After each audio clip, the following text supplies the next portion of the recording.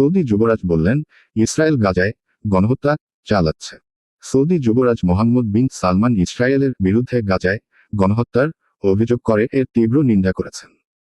যুদ্ধ শুরুর পর এই প্রথম দেশটি এই বিষয়ে প্রকাশ্যে এমন কঠোর প্রতিক্রিয়া জানালো। মুসলিম ও আরব নেতাদের এক সম্মেলনে তিনি লেবানন ও ইরানে ইসরায়েলের হামলার সমালোচনা করেছেন।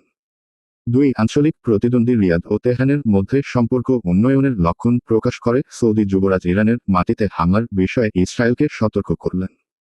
একই সাথে তিনি অন্য নেতাদের সাথে সুর মিলিয়ে পশ্চিম তীর ও গাজা থেকে ইসরায়েলি সেনাদের পূর্ণাঙ্গ প্রত্যাহারের আহ্বান জানান। অন্যদিকে সৌদি আরবের পররাষ্ট্রমন্ত্রী বলেছেন, গাজার যুদ্ধ বন্ধ না হওয়া আন্তর্জাতিক সম্প্রদায়ের একটি ব্যর্থতা। তিনি গাজায় তীব্র খাদ্য সংকটের জন্য ইসরায়েলকে দায়ী করেন। প্রিন্স ফয়সাল বিন ফারহান আল সৌদ বলেন, আন্তর্জাতিক সম্প্রদায় প্রাথমিক পর্যায়ে সংঘাত ও ইসরায়েলি আগ্রাসন বন্ধে ব্যর্থ হয়েছে।